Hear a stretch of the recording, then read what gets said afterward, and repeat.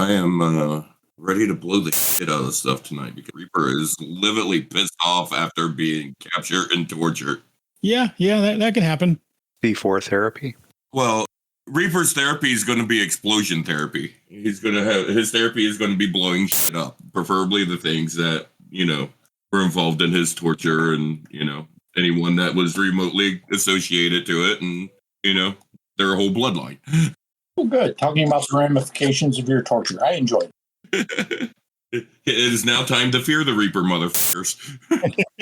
So I find this hilarious. After being tortured, I get mind over matter. At 6th level, you can convince allies to shrug off their injuries. You can use intimidation or persuasion in place of science to heal allies. If you have ranks in science, you can reallocate those ranks to other smart skills when you gain this benefit. Yeah, so suck it up. We just got our asses tortured. You've been through worse. Yeah, that's exactly the speech that comes out of you. Yeah. This is just like Sears. Remember that time you got tortured? These giant alien robots aren't so bad then, are they? I mean, we can make giant alien robots cry. We've seen that they can cry. Classified confirmed that. Yeah, that's true.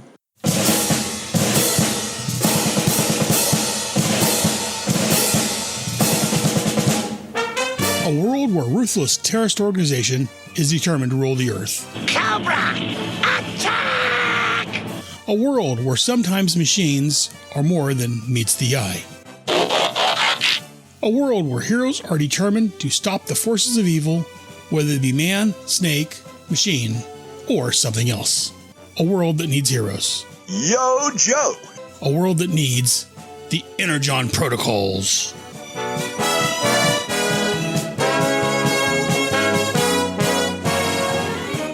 All right, so it is approximately 8 hours after the end of our last session. You guys have been expedited back to home base where your wounds were treated. A couple of you were sedated just to get some sleep. Never underestimate the refreshing power of sleep. There are no psychologists on staff or people that I'm aware of, unless one of you guys are, who have psychology as a secondary specialty. So, and given the nature of the crisis, which is unprecedented in the history of all humanity, because there's a foreign hostile planet, assumed hostile, orbiting somewhere beyond the orbit of the moon. And when you kind of wake up from your nap and, it takes an hour and a half, maybe not quite 2 hours to get jetted back to the base in Nevada. You grab a couple hours of rack time after you get medicaled and kind of a quick debriefing.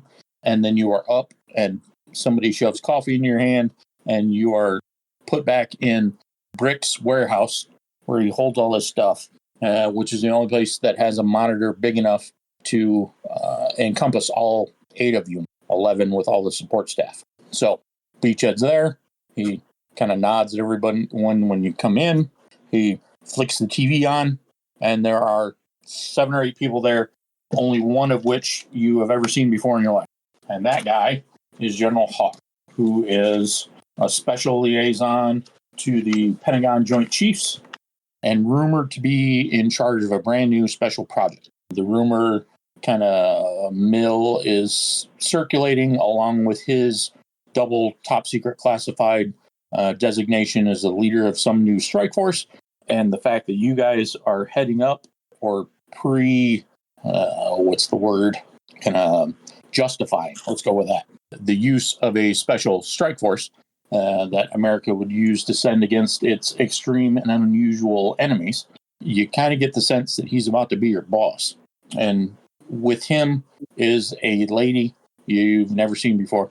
And standing behind them in a row, perfectly straight at parade rest, are 6 individuals who are dressed strangely. Most of them are in some variant of a spacesuit. None of them has helmets on, and I say a variant because they look smaller than like what NASA has and astronauts who go up in the shuttle or the space station. The uniforms that they are wearing have that kind of wrinkly, kind of padded design, but they're smoother. They're more formed. Not quite to the status of like body armor, but you can definitely tell just by looking at them while they're at parade rest that they could probably move around a lot better than the astronauts can. And the suits are all colored differently. There's like 2 guys with green suits and red piping. There's a guy with like a white suit with like orange piping, and down the line. And there are 6 of them. And they're looking straight at the camera. They're at parade rest. Hawk is ignoring them, at least for the time being. And he was addressing someone off camera. But when the TV gets turned on, he must get a blinking light or something, because it takes him half a second. Then he looks up. He says, "Good afternoon, gentlemen. I've called you all here for a very special mission. As I assure you, as Beachhead," and Beachhead immediately kind of steps in the camera and he salutes and says, "Yes, sir." And Hawk looks a little perplexed, and he kind of motions towards the group, through the camera. And he's like, "Who the hell are these people? Where's your elite crack strike force?" And Beachhead turns around and sees the assemblage before him. So Scaffold and Reaper are dressed in their boxers and wife beater kind of camo t-shirts and their dog tags. They are both bandaged from head to toe and holding a cup of coffee. And they're also standing next to each other, like shoulder to shoulder. Carbide is not paying any attention to the camera. He appears to be looking up at the support structures for the garage that you're in and completely oblivious to what's going on. Between where Carbide is and the table is kind of most of you are leaning up against, Classified is pacing back and forth. And if you didn't know what he had just been through, you would swear to God he was a junkie coming down from a high and trying to figure out where he's going to get his next hit. He's pacing, he's mumbling, he's wringing his hands, and seems very agitated. Stealth Mode and Hardman are kind of the only 2 that are actually seated. And Hardman has like a head bandage and has one like wrist in a cast, but he doesn't appear to be bothered by this in the least. He also has a cup of coffee. These guys have only gotten 5 or 6 hours of sleep. And Stealth Mode is just, this is a normal progression of events. He doesn't seem to be bothered by anything at all. And then there's the guy in the plague doctor mask who's kind of standing there taking an unusual interest and very focused in on Hawk, which, despite the fact he's like a 3-star general, is a smidge unsettling. Mongoose, who's basically off camera. You can see his boots. You can see part of his shoulder, or maybe the padding on the shoulder, and like one eyeball. And he's just staring, not saying anything, not doing anything. So the collection is a rather motley crew. And Beachhead just salutes again and says, "Sir, this is the elite fighting force." And despite the fact that most of them have been tortured and almost all of them are wounded in some way, they're still here and ready to go. And, gives a hoorah or whatever the Rangers do. I'm not sure. But they do that thing. Hoorah. Yeah. So I wish I knew an artist to draw this picture in my head, because it's, funny as hell and poignant. Shows what you guys have been through. But he says, "Okay, they're your people, and this is your line of work, gentlemen. So, as I'm sure most of you know," and he kind of clicks a thingy, and the TV screen is transferred to a projector or some sort of shared screen thing. And he says, "We have a hostile alien planet somewhere beyond the orbit of the moon. We've had scientists working on this for the entire time, the 8 or 9 hours that it's been visible. And we understand that the entirety of the planet is not in orbit. There's some sort of dimensional rift in front of it, just beyond the orbit of the moon, to let part of it kind of bleed through. So that is why this Saturn-sized planet is not causing immense tidal disruptions and destroying the moon." Scenario Omega. Yeah. Classified just looks like his worst nightmare is coming true. Yeah. And in a very real sense, it is. We've noticed with our wide spectrum scanning of the event, there are 3 things happening right now that we need answers to. And if you look on the infrared and he kind of clicks a couple of screens and you see kind of some different versions of the same picture, like done at different wavelengths. And he gets to one that's basically an infrared viewpoint. And kind of trailing off as you're looking at it. The moon is in kind of the bottom right-hand corner of the TV, and the aperture that lets you kind of see the planet is behind that. It's impossible to tell how far, because the scale is too big and there's no context. It's hard to imagine how far the moon is compared to how far this other thing is that no one has ever seen in their life. But off to the left seems to be a small red string that comes out of the portal, and it kind of goes down and off screen. And he says this, and he's got like a little laser pointer or something, because there's a little dot of red light that appears. And he outlines the string is originating from Earth, somewhere near the Mega Marines base. I don't have to go into any further explanation of that.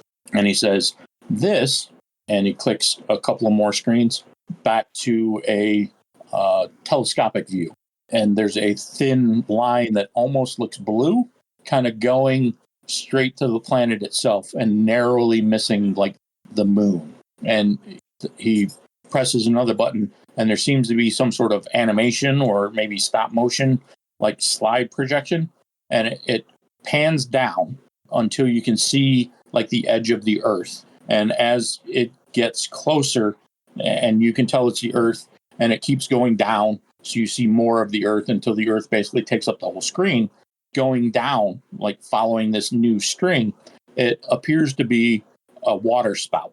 No one is familiar with the type of technology that would make a water spout come out of the Pacific Ocean and go 350,000 miles past the orbit of the moon to this alien world. They have no idea what that's about.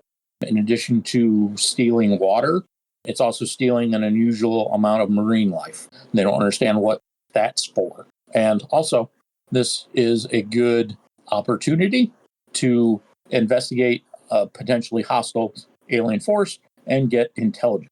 So, these gentlemen behind me represent a new sub-specialty group attached to Space Force. They've been nicknamed Star Brigade, and he goes down the line. Countdown is the commander.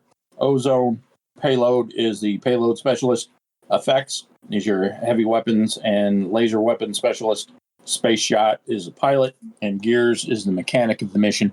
And these gentlemen are going to take a modified space shuttle and get you to that planet. Once you're there, your job is what you've always been doing. Investigate, disrupt, get us intel.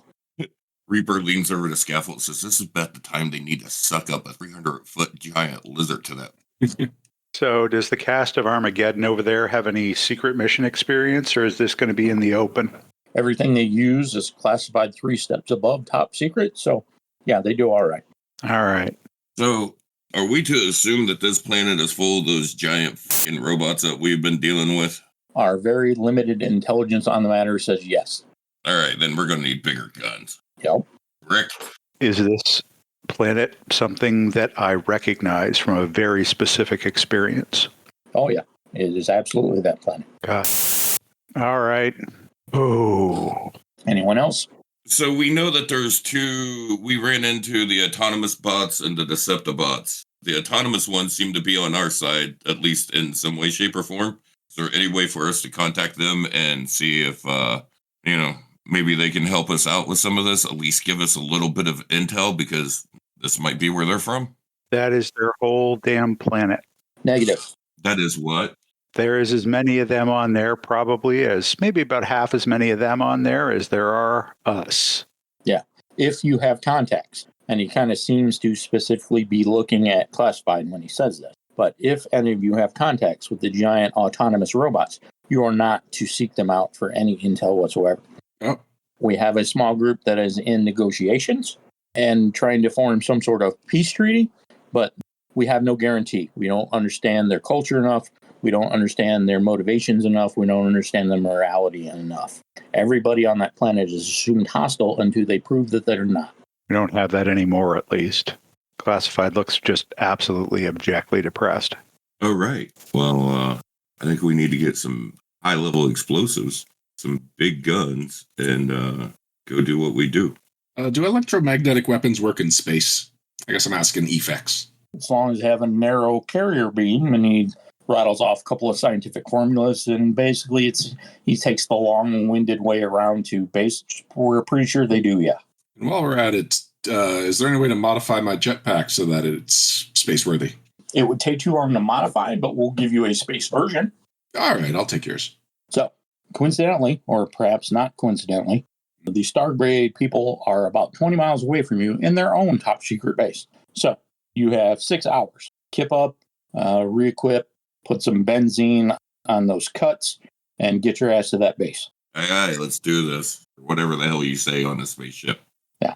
And countdown kind of as Hawk's about ready to kind of press the button and say, "See you soon, gentlemen." Countdown says, "It's like the Navy." Oh, great. And then it clicks off. What? Great, they're about to stick an Air Force guy on the Navy ship. First of all, kind of pause, take a step out. Who's going? Be perfect. Scaffold is going. Classified steps forward. I'm going. I don't think this is something that should go on without at least somebody who's familiar with the culture. Well, since we need some heavy guns, Hardman's going. We're back to the OG team, boys. Let's roll. Is there a narrative reason the rest of them would just stay back? Like, are there only so many seats on the ship?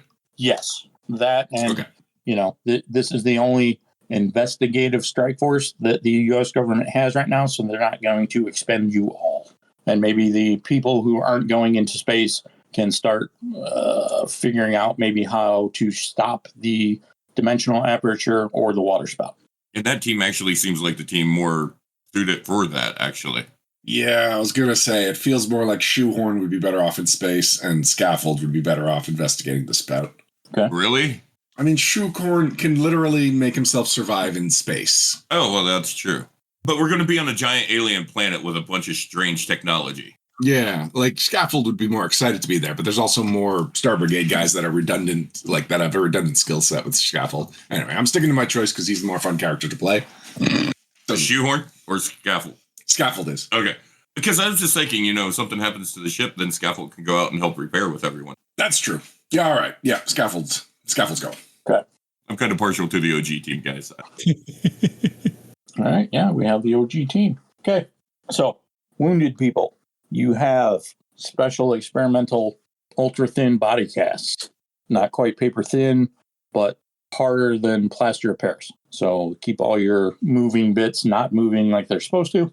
And largely, we're basically just going to ignore whatever injuries you may have accumulated during the torture because you weren't actively participating in that. I don't want to penalize you for being a victim of my torture. So, Hey, Reaper can also make up some combat cocktails for everyone before we go in. there is that. A little morphine, a little epinephrine, little benzodiazepines. Everybody's good to go. Wash it down with a Red Bull. Exactly. And follow the Red Bull with a monster and you're good to go. Okay. So, prepping you takes an hour. Patching wounds so they're not a hindrance. Doping you up with antibiotics and slow-acting infection fighters and things. And casting whatever might be broken or cracked so it doesn't hinder you while you're running around on an alien planet. And barring shenanigans, and there's no evidence there's not even any rumors of these kind of antics. So you four gentlemen are going to be the first human beings to ever set foot on an alien planet. Only was other circumstances. Yeah, exactly. So let's jump straight into requisition phase. Who wants to go first? I will, because mine's pretty simple. Okay. I just want to keep the standard loadout that I've been running with Reaper. And since I picked up bigger booms, the artillery lobber is now qualified and doesn't count against my loadout, my requisition. Okay. And I also get 2 extra hands of weapons for explosives. Nice. Yes, so that counts towards the artillery lobber. So now I have 2 more free hands, which basically I just want to pick up 2 EMP grenades. Okay. Because I think that's about the only thing I'm not running with the artillery lobber. I think I've got smoke, HE, and concussion. All right. EMP grenades do what? Lightning damage or harm robot damage? I think it's electrical is what it does. I think they're under the... There's an explosive section. Element grenade right here. They're limited an EMP bomb, a nitrogen grenade, or a thermite grenade. Okay. And it does 1 element damage blast. And okay. I'm assuming with EMP, that's going to be an electric attack. Yeah, that sounds right. No, it's EMP. It's its own thing. Oh, it's its own Electromagnetic. thing? Okay. Yeah. Cool. That's even better. Okay, cool. Yeah, so 2 EMP grenades is what I want. And you're qualified with those. You don't have to roll even if they're limited. It's just I now have the hands to be able to carry them. Okay. You're qualified in 1 limited or restricted explosive weapon. You can have 8 hands. I'm counting my grenade launcher as what my artillery lober is what I'm qualified in. Okay. So yeah, you got to make a 10 roll on targeting to get the EMP grenades. All right. That is a 15. There you go. All right. Do I need to make one for the second one, or does that count for both? Nah, I'm not worried about it. Okay. So that was the easy one. Who's next? Just perusing my weapon upgrade options. Classified, you ready? Yeah, I want all of my hands worth of EMP grenades. Okay. However many that is. Well, it's technically 6, There we go. but that precludes weapons of any type. Correct. Okay. There's no point. Okay. Everyone is given a spacesuit, and it can look like whatever you envision in your mind. Kind of follows the Star Force brand of being thinner and a little bit more agile than a regular NASA spacesuit. And it has some small self-repairing capabilities. It will give you 1 armor and has oxygen for 4 hours of use. In the event of a breach, it will self-repair 1 time. Can that go over regular armor, or is that instead of? That's pretty much instead of. Okay. Unless your armor has its own oxygen supply. On that, Reaper's sitting there thinking, give me in Scaffold 20 minutes. We can probably come back with Yeah. All right, I'm going to stick to my standard element jet, but instead of being a fire-based element jet, it'll be electromagnetic. Okay. And so I'm trained in it, but not qualified, so I got to make my roll. Rolled an 18 on the D20. I haven't even picked up my skill die yet, so You're good. that'll be plenty. Yeah. Sorry, I didn't roll for my grenades yet. Probably need to do that. Well, the EMP grades are limited, so instead of making you make a series of like 6 rolls, just make a 1 roll at like a 12. And that's electronics. Technology. Technology work for that? It's a grenade, so technically it's targeting. I'd be willing to accept technology. It is a fairly significant difference in things that I roll. Okay. As I have a D12 in technology. So be it. I need 1 set of glasses to see where my dice are, and another set to see what they come up as. That's a crap roll. What do we have here? Okay, that's an 8. Yeah, 21. Yeah, you're good. It's a 13 in all ones except for 1 8. I needed that D12. All right. I strap a whole bunch of grenades to my chest and a bandolier, and then look over at Fex and notice he's wearing exactly the same thing. Yeah, he probably is. Okay, so I'm going to take a heavy machine gun. That's on page 144. And I get a restricted heavy weapon during requisition without making a check. It's that. Okay.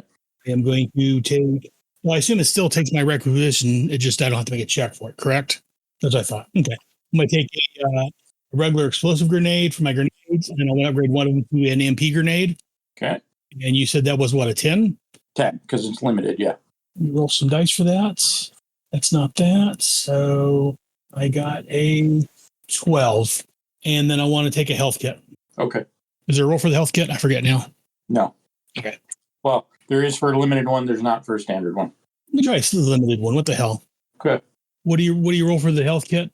Is that a Kits fall under the same thing, so limited is a 10. science? Yeah. 15. Okay. Yeah, you're good. Okay. Ryan, do you recall what the deadly weapon upgrade is? Is that limited, restricted? It's limited. Limited? Okay. Okay. So you guys are, except for Ryan, who has the whole thing memorized because he invented it. Your homework is going to be studying the requisition charts in the G.I. Joe rulebook because, deadly adds a point of damage. So your EMP grenades would do 2 damage, and it's only limited, and the grenade's already limited. So it would be a limited roll. But it has to do sharp damage for it to be deadly, and they do element damage, not sharp damage. Well, Yeah, and limited is restricted. oh, is it? Yeah, limited standard is limited. Oh, yeah, okay. Did we pass our homework? Well, no, because I had to tell you about it instead of you guys coming up with it by yourself. Oh, Yeah, well, I didn't say anything about it because I know it was sharp damage. Even if deadly doesn't specifically apply, if there's not something in there already, we can invent a thing that'll let EMP grenades do 2 points of damage. Okay, well then let's do that. I'd be down for trying to roll for that. Well, now it's going to cost you a story point because I had to give you the clue. Didn't tell us there was going to be special stuff for EMP grenades. I'd spend the story point. You guys have been playing this game for like 4 or 5 months now, and you have access to the rules master and all of the rule books. There is no excuse. Hey, now I will spend a story point, Okay. and that is a 16 on my roll. All right. The one story point will allow everyone to roll to make their grenades do 2 points of damage. Okay. Let's hope I roll better than last time.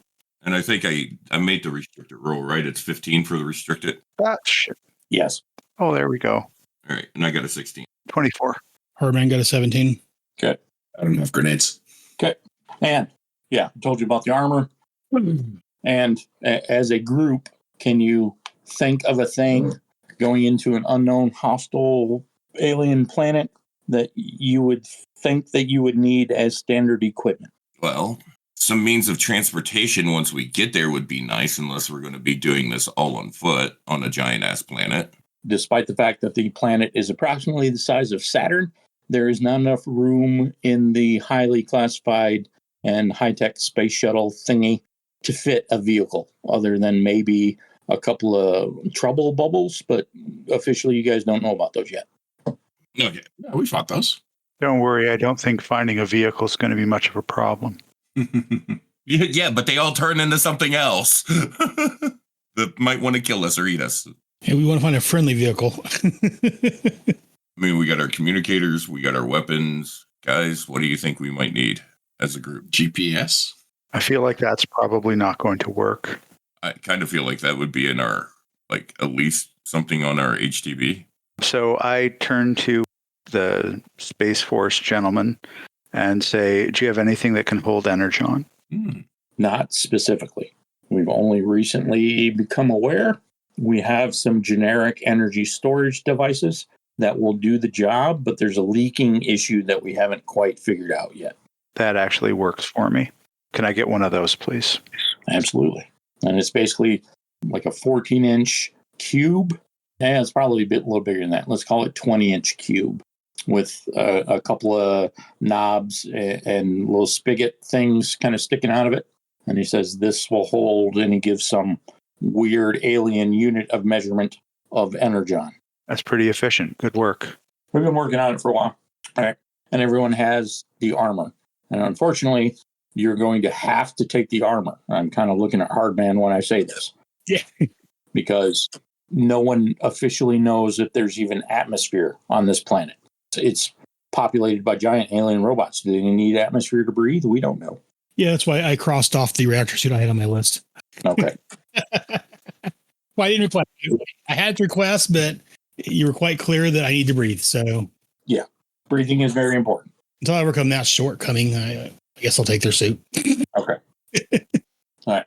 And everyone gets basically a spacesuit repair kit in case it's breached more than once, or you have to do emergency repairs, or you come up with some funky experiment to turn your spacesuit into a laser gun.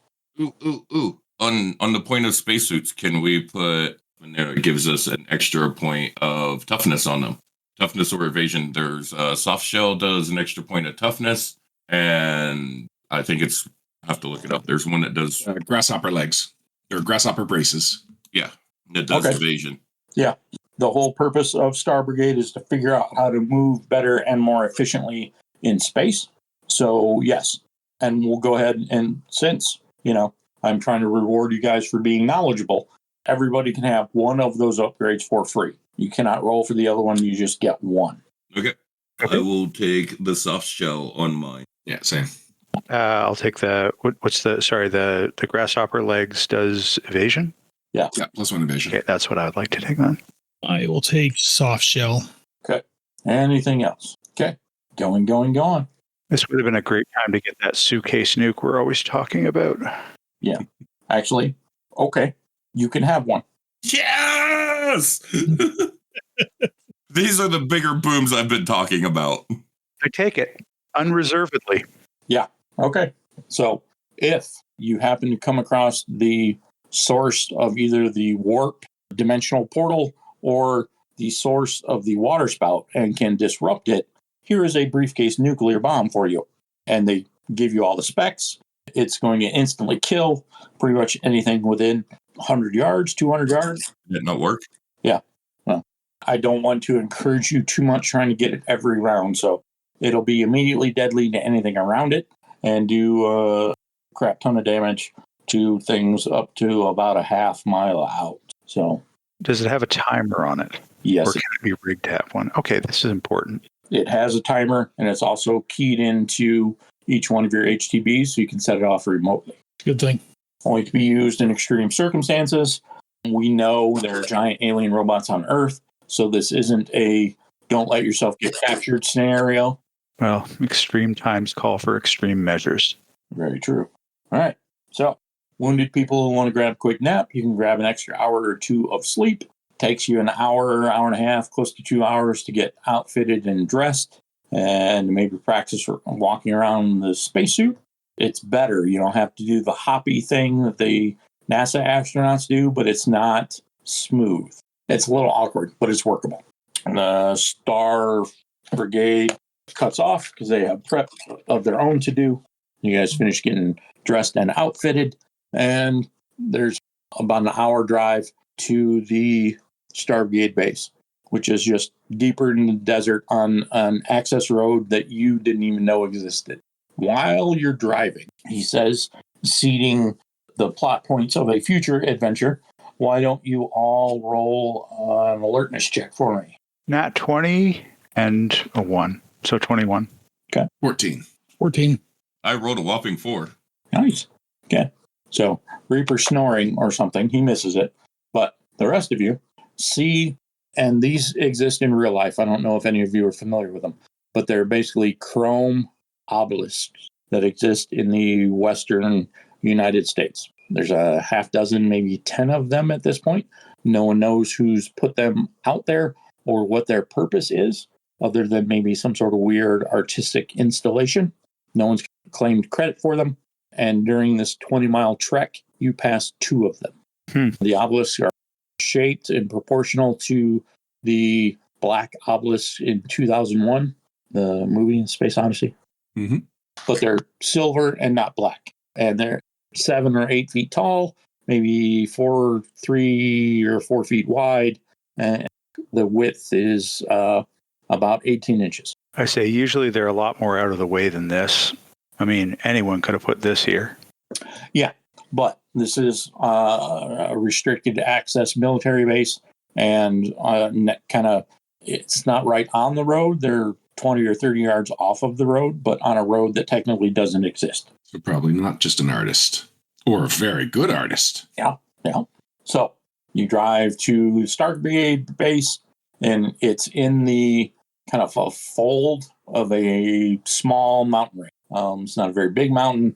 It's probably peripherally related to one of the veins of the Rockies. And you kind of start to drive around it in a direction that kind of leads you deeper into the mountains. And there's like a little fold. And then poof, there's a huge base, probably 240 acres. And in the very middle of it is a space shuttle that looks like it's ready to take off. And then it doesn't look like the Columbia or the Challenger. It's a little bit more sleek and even a more toned down and souped up version than the shuttle that was specifically for the Joe use in the comic book. So it almost looks like a spaceship, a large, like space fighter. I look to see whether or not it's made by Boeing. All of the tags for the contractors are removed during construction, so unknown. Probably, are you thinking something that looks kind of like the, God, what did they call it? I think they called it the one from Deep Space Nine, the space fighter they had. Defiant? The Defiant. The Defiant. Yeah, I thought it was the Defiant, but I'm like, no, that's the G.I. Joe one. That's the... It is both. Yeah. Yeah, it's kind of in that vein. It's not quite as spaceship looking. Okay, so it takes an hour to get you processed and into the shuttle. And you understand that the reason that there's no room for a vehicle is because the main cargo bay is outfitted with extra seats for you. There's like 12 seats kind of evenly scattered around, and maybe they could have been a little bit more compact with it, but it looks like it was kind of rushed. So yeah, the cargo bay has been converted into extra seating for you guys. But they went all out. There's like 12 seats here, not just 4. Maybe they were expecting you to bring everybody else, but that's neither here nor there. So that's why you can't fit a vehicle in here. And after you get seated, most of the Star Brigade people kind of float by as they're taking the little personal elevator in the cargo bay up to the cockpit, and they all giggle and point at you and say, "Good luck, rookies. Try not to throw up too much in your helmet." Things along this lines. I look at them and say, you know what? You guys keep this up and you might actually have a career in the military. Yeah. And Space Shot and Gears are the last 2 to go up. And they, for a quick second, they shoot you like pissed off looks. And then they're like, "Hey, that was a good one." And then kind of laugh and point at you. And they go take their cushy seats in the cockpit while you guys are stuck in the cargo bay on the jury rigged seating. So good luck with that. Okay. Shuttle launch takes about an hour, which is much faster than the space shuttle program that NASA has. So these guys are doing something right. And just for kicks, I'm going to need everyone to make a brawn check. Ooh. Oh, no, I do have brawn. All right. So before you roll, this is how this is going to work. You're going to take 2 points of damage from being launched into orbit at somewhere around like Mach 14. And the base difficulty for the brawn check is a 10. If you can get a 15, that will protect you from a point of damage. If you can get to a 20, that will protect you from both points of damage. And a critical 1 would get me. What do you think is more dramatically relevant? I would assume that I passed out. And you can hear laughter from the cockpit as they were watching us do that and laughed at me passing out. Oh, yeah. They've got cameras on you, absolutely. So, yeah. All right. I got a 14. Okay. So you take 1 point of damage from the G-force. I got a 3. Okay. Not a crit, but still Yeah. pretty awful. I'm right at it with a 5. 5. Okay. 2 points of damage each from the G-forces. And the rest of the flight is uneventful. Normally, it takes things like the space shuttle and the Apollo rockets almost 2 days to get to the moon from Earth using regular Earth technology. But Star Brigade has access to not faster than light drives, but advanced drives that incorporate some experimental science into their construction. So it's not going to take you 2 days, it's going to take you about 6 hours, which is an 8-fold increase and nothing to sneeze at. So once we are up in space and we have this 6 hours of time, are we able to get up and move around? Sure. I want to go around and take care of anyone that took any damage. Okay. For sure, everybody took at least 1, so. All right. You have to wake me up. Actually, you don't need to wake me up to heal me. But Let me grab all my dice. All right, let's start with classified, since he passed out, and I'm kind of concerned about him. I got a 20, dirty 20 on him. Nice. Okay. So that will, I think it's 1 hit point for every 5, if I remember right. Yeah, sure. I'm not trying to overly penalize you guys I just thought it would be a neat dramatic roll. So yeah, he can be fully healed. oof. So I come over, I managed to get him back up. And all right, classified's up. I yell up towards the cockpit. You did that on purpose. And there's nothing but guffawing laughter as your response. Let's go to Hardman. That is a 24 with a crit on my D6. So Hardman, you are all healed up. Thank you very much. Go over to Scaffold, check Scaffold out, see how he's doing. That is a 25 with a crit on the 20, which I know doesn't count in this system, but hey, it's always nice to call it out. Okay, he's fully healed. And then for myself, watch me roll all ones to heal myself. No, that is a 22 to heal myself. So I got the team all back up to full health. Yep. I was all set to motivate you if you failed. Just basically just smacking you upside the head and saying, do better. We're throwing you out the airlock. You suck. New medic. I went to Beachhead Medical School. Yeah. Oh, God. I'm waiting for you guys to traumatize Beachhead, so that can be the excuse as why he's going to be so grouchy when he premieres in the comic books. He was so kind, so nice, and then... You haven't. He had to put up with Charon's underguard. Yeah. Okay. So once you kind of get past the awkwardness of having your lungs squeezed into the bread box, and you kind of spend a few minutes getting used to 0G, a couple of the Star Brigade guys come back and kind of go over some of the finer points of your equipment and teaching you little tricks. In an emergency, you can give up your armor for increased movement by poking a couple of holes in your oxygen tank, stuff like that.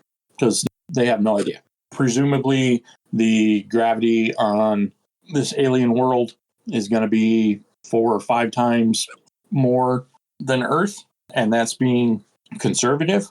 But Star Brigade people say they have some advanced scanning technology, and a lot of this planet is, they're not going to say hollow, but there's a lot less mass than it looks like there is. So gravity is going to be slightly increased, like 1.3, 1.4 times Earth, but it's not going to be so much that you're penalized for moving. And they're, of course, reading no life signs, but they don't know if it's possible to read life signs. They're not sure how to differentiate inorganic life. Classified starts laughing in bitter, almost insane cackle. You got an idea? You got a formula we could use? What's your deal? Well, I think you probably ought to start with the Mark 1 eyeball once we get close enough. The place is practically wriggling with them. Okay. However, do you have any Energon scanners on you? More reasonably answer what is a pretty good question. That is a brilliant question. They essentially have no idea what you're talking about. Reaper's like looking at him going, Energon scan? Okay. So I'm going to try and walk him through turning regular kind of heat sensors into energy sensors. This is a technology that was on the satellites that we used before we got tortured. Okay. So presumably they should have some idea of what satellites can do. Yeah. I'll do a technology roll on that. And if I can get advanced technology, then yeah. What's above a D12? D12 plus 1. A D12 plus... Goes up to plus 3 and then goes into like auto crit or auto hit, auto crit. Got it. Okay. So let's roll what this is. Engaging nerd mode. Nerd mode does not work. That'd be a 7. No. You explain the basics, but you don't have a reverse ion coupler, and that's not standard equipment. But if you had that, it'd be easy. And Gears understands what you're going for, and he's even kind of heard about a reverse ion coupler, but he doesn't have ready access to any, but he will certainly take that into advisement. Well, shame that. I just looked up the ladder, and it's so above a D12 is 2D8 and then 3D6 and then auto success and then auto crit success. Nice. So since I messed that up, you can make a reroll with 2D8 if you would like. I couldn't do worse. Find all the right dice again. Love having this much competence, but it is a technical issue. Oh, crit 20. And we'll go with a crit 8. So that is a 28 2 crits. Nice. So yeah, instead of a reverse ion coupler, you can just use a paperclip. We're like taking the binders apart and turning them into filters. Yeah. Mix the doohickey with the thingamabob and then reverse the electrical supply and bam, Energon detector. Excellent. You can have that one for free. And he kind of looks you up and down and kind of reassesses his opinion of you as a foreign, not Space Force Army personnel. And he kind of gives you the nod that, you might be pretty cool after all. A high five, Gears. Yeah, Gears was all about that. He was taking pictures, and he's got full schematics going, and he's going to mass produce this and, take all the credit. That's the way it's got to be done. I can't imagine ever taking credit for something. What a horrible idea. Okay, so moment of truth. Essentially, what they're going to do is they're going to fly by the planet, and you're going to do a halo jump. I've never done a halo jump in space. This is going to be a first. I look at Scaffold and go, is this even possible? Yeah. With a planet the size of Saturn, atmosphere should come out to X And it's kind of like the space jump in the Star Trek movie. So you're only in space for 30 seconds, and then you hit atmosphere, and then, the gravity kind of reorients itself, and then you're skydiving. Excellent. This is going to be the best. Let's go do this. And the spacesuits are tough enough to protect you from re-entry, so I'm not worried about that.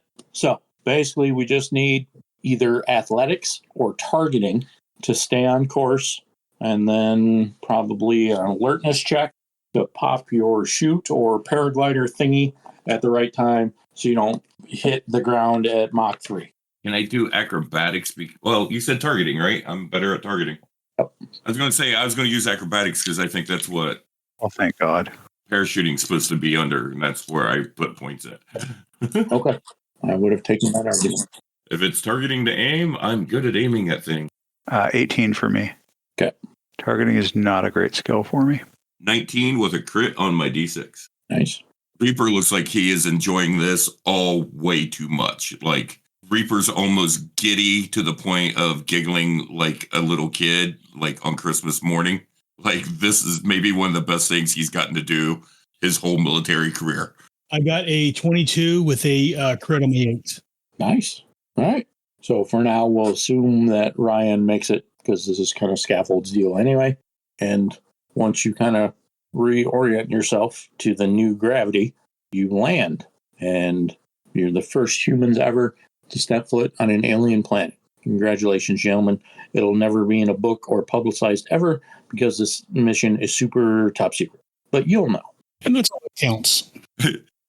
Reaper, as he's gathering up his chute and getting ready to stash it, looks over at Hardman and says, first people to land on an alien planet and probably the first ones to commit intergalactic war crimes. Yeah, there's always going to be a first. Let's get a couple of them. It's only a war crime if it's written down somewhere. Oh, they might write them down after we show up. Let's make sure they do. That's a Canadian tradition. All right. I'm going to need... Okay, just so you know, I had to mute it when you said that was Canadian tradition. I started laughing. The viewers at home can look that up on Google, or listeners at home. What's investigation? Is that basically alertness? Yes. Yeah. Okay. All right. Let's have everybody do an alertness check, please. 21, blackjack. Okay, so I got an 8. Hardman, what'd you get? 11. 11. Okay. Not a good time for the dice to turn on me. Well, it does take you a moment to kind of absorb the fact that this is an alien world. Everything that you see, the ground, the buildings, any peripheral objects that just kind of are hanging about, like waste baskets and things, street signs, everything is made out of the same dull gray metal. You don't see any grass. You don't see any plant life. There are no bugs floating around. There's some trash and some dust built up. Like, it looks like, assuming this civilization is analogous to human civilization at all, you appear to be standing on some sort of city street. Okay. There appear to be like 4 lanes for traffic. There are stoplights, but they're not red and yellow and green. They seem to hum or have a sound pitch of different frequencies, only 2 of which you can hear. And instead of colored lights, it's pulsing lights. And again, assuming like the standard, the top one is red and the middle one is yellow and the bottom one is green. The top one does like 2 blinks and the middle one does like 25 blinks. It goes so fast it's hard to count. And the bottom one is almost like one solid light, and that's also the one you can't hear.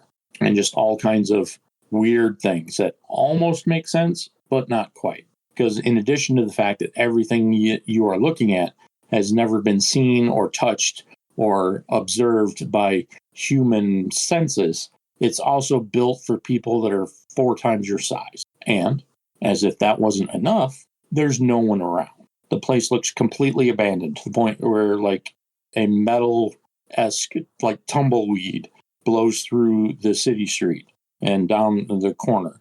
And there's some paper-like materials that kind of blow around. And there's not really trash, but there's dust and small metallic objects that just kind of are lulling around, kind of blowing wherever the wind takes them. and at least there's wind. You can't feel it through your spacesuits, but you can kind of hear the whistle in front of your visor, and you can see the effects on these small objects around you. What do I roll to not have a panic attack? That would be... Science or survival? Would that be an attack on willpower? Yes. Yeah, I like the survival idea.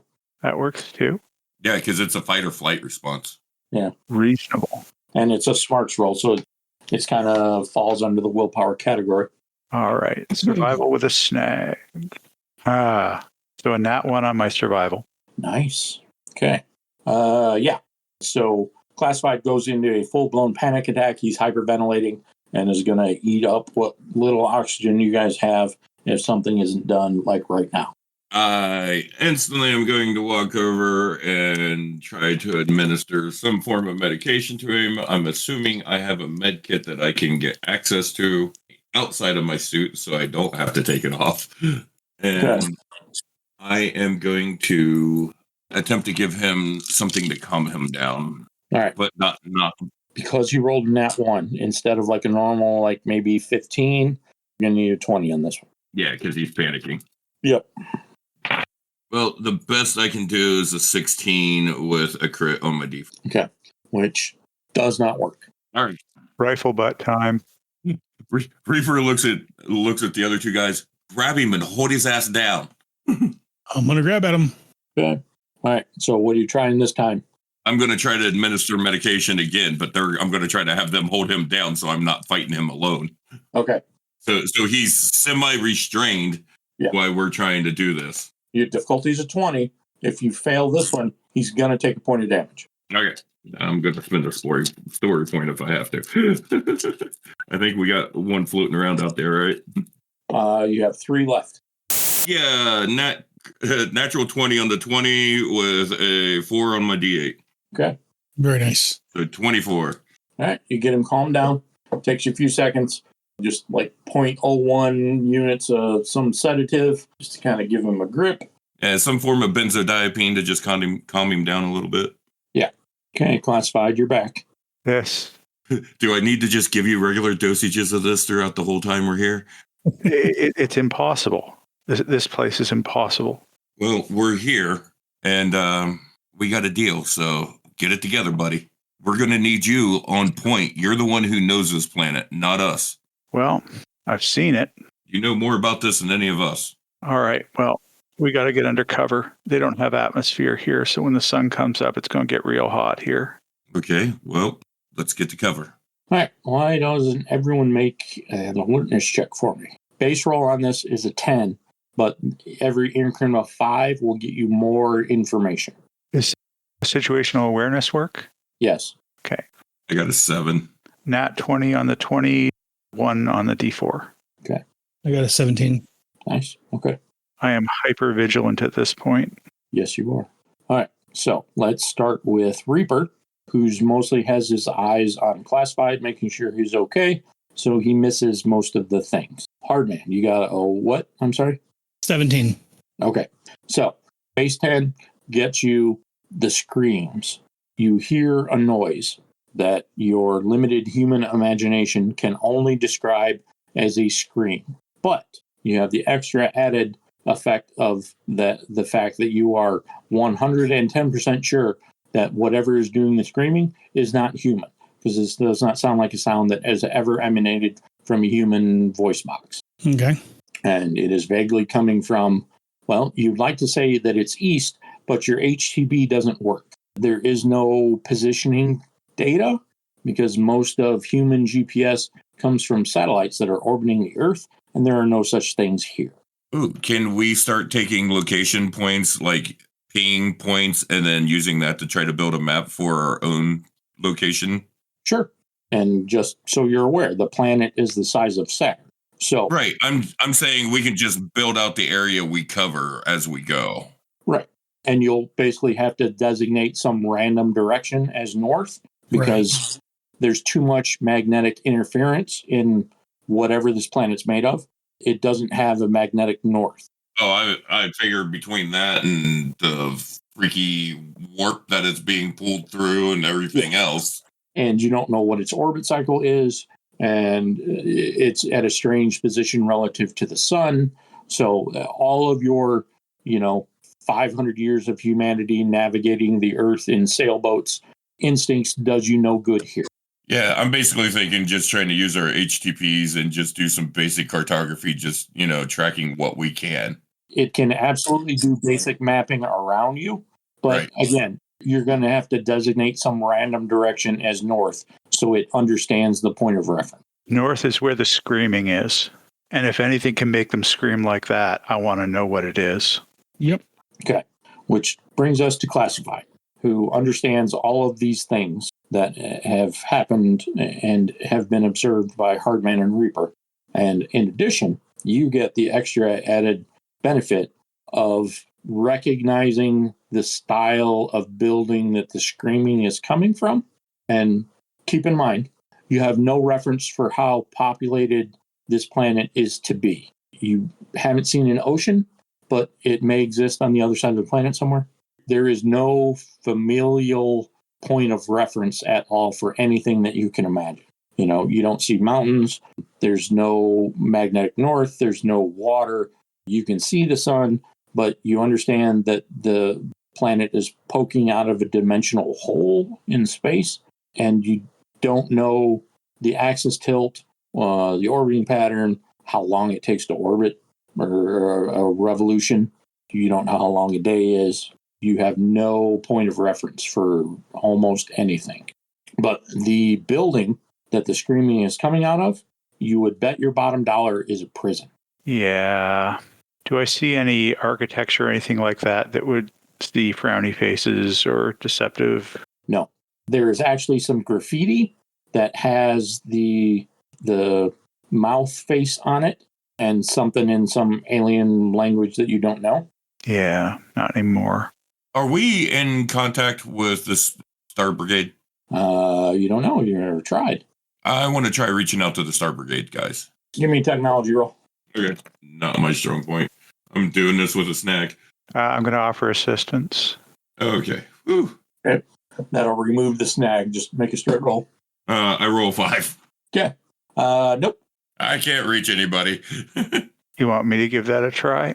Yeah, because if we can, first off, feed back anything that we've got coming from us via our HTBs to them, so they can get real time of what's going down here, and then maybe try to feed that back to the planet, back to Earth, back to Beachhead. Also, we might need their assistance in mapping, tracking, and seeing where the hell is, because they've got a better view than we do. All right. So I am going to... Is this advanced technology or regular technology? Pretty much every role here will be advanced technology. I love that for me. Okay. Let's see what we got here. So the 2d8 thing. Where'd their d8 go? Just building suspense here. Okay. That is going to give me 26 with a crit on the 6. Nice. What's the question? So what I'm attempting to do is contact hook up all of our HTBs to be able to talk to the shuttle above. And I say, real men to the right stuff. Real men to the right stuff. Where are you? We got you. Over. Can you receive video over this bandwidth? Yeah. Good that you found a bandwidth that'll cut through all the electromagnetic interference. Good tech stuff. Classified. Take a look at this, and then I do the low scan around with my HDB to show them what it is that we're on and where we are. Okay. No magnetic north, no idea how to get around here. Any way you can track us so that at least somebody knows where we are? Well, no. I mean, they can't even put themselves in geosynchronous orbit to give you a point of reference, because the rate that the planet is turning on its axis, there only be the Earth side of the aperture for about 6 hours. And then they'll either have to go into the other dimension or whatever the hell it is and finish orbiting the planet from there, or they'll have to jump back and do it again. And that's just going to waste time, because you guys are going to be beyond the orbit of the aperture by then. All right. Well, we're probably going to lose you eventually, but anything that we see while we're still in range, we're going to give you a holler and let you know what it is. We're also doing some mapping down here. Reaper's going to upload a few maps to you, and hopefully you can put those together on your computers. So if you guys ever come back here, you'll know what the sites look like. Maybe give them a Yelp rating. Yeah, and we're doing some cartography from up here. So your specific maps will only enhance our own. Anything you can send us would be fantastic. Yes, excellent. Okay. And while you're scanning around and kind of explaining what you want done and what you hope to do and figuring out the things that are going on, you hear the scream and kind of comparing it to the last one, whatever the thing is, assuming it has human-like range of emotions and functions, it's a scream of increasing pain. All right. Well, this only gets more and more interesting. Let's get in there. And with that, Reaper goes ahead and pulls up his grenade launcher. Okay. Are we stealthing into the building or just walking cautiously? What's the angle? I'm going to go with walking cautiously. We have no way of knowing how and what they can detect. So it's just a looking out for, traps and cameras that we would be able to discern our cameras, but knowing perfectly well that their way of telling where we are is probably beyond us because the technology is so far beyond us. All right, folks, I assume you want to go in heavy. I mean, if we're going to go up against enemies, we might as well. All right, let's do this thing. I mean, the other thing is, would they even be possibly looking for anything like that? Depends what kind of sensors they have and if they detected us coming to the planet and if they can detect our life signs. You'd think if they detected us coming to the planet, they'd be on our ass already. And they didn't seem to have stopped their festivities just because we showed up. Again, that says either they don't know we're here or they are so far above us they don't care that we're here. That could be a possibility. True. A couple of mosquitoes get in the room. You don't even notice them until they bite you. Yep. Let's go bite them. Go for it. I got my stinger. I'm going to pull my heavy machine gun out. Okay. So the first obstacle is the 20-foot tall sliding metal doors with no discernible lock or opening mechanism. All right. Is there anything that I can see that I might be able to jack into or otherwise connect to? Any computer connection possibilities? Why don't you give me either an alertness or a technology check? Of course, that's going to be technology. Love the technology. This is, of course, advanced technology, isn't it? Very much is so, yes. Let me just grab this mitt-full of dice. Oh, my God. Okay, so that's not so great. 16. Ow. I got a 16. Okay. It's not in any shape that you're familiar with, but you're reasonably sure there's a jack-in port just above your eye level to the right of the door. Anything that I think I might be able to build an interface to on the fly, or is this going to take too long? You have ports. The main interface that DataPoint used looks similar. Oh, shit, I know what this is. Do I still have those physically on my body? Yes. Okay. Can I salvage some cabling? Because I didn't specifically say I was bringing that pack. Yes. All right. I'm going to attempt to crack into it then. Okay. Give me another advanced technology roll. I will do so, but I should take a downshift on it because I don't have DataPoint with me. Yeah. And you're kit bashing equipment rather than having a proper kit. So, yeah, I agree. Probably 2 downshifts then? One's fine. All right. It's a fairly basic roll. You're just trying to open a door. That gives me... Sorry, just lost the... 17 and 8 is... 25. 25 with a crit on the 8. Nice. Yeah. Open door you can do. Takes you 5 seconds to find the subroutine, and the door slides open and makes almost no noise. Even if this is made out of some sort of aluminum, 20-foot tall doors that are look like they're 5 inches thick and made entirely out of metal are going to weigh several tons each, and they slide with barely a whisper. I look a little sad and go, all right, we're in. So glum. A grenade launcher up and at the ready. Okay. From deeper into the facility, and I'm going to start using prison term referencing just because that's the general consensus of the building you're in right now. But that doesn't mean that it's actually prison or that I'm describing it correctly. It could be a really bad hospital. Yeah, until you have confirmation otherwise. This will be reflected in my Yelp rating. Yeah. So everything in here is huge, assuming human proportions. The average size of someone walking through this room is about 20 feet. And you can see scoring in the ceiling that is almost 30 feet high that says a couple of people probably banged their heads at some point, which does not fill you with the warm and fuzzies. And it's a large, probably an intake processing center. There's a desk and a couple of storage spaces that might be lockers in a human prison, and a couple of side rooms, maybe for like either interrogations or some sort of searching area. Body cavity search. You don't know how that works on a giant robot, but that's what the room feels like, translating it into human. But deeper into the complex, about the time you're starting to divide up where you're going to search, you hear the scream again. And now that you're not on the other side of a giant metal door, it does not have a technological quality to it.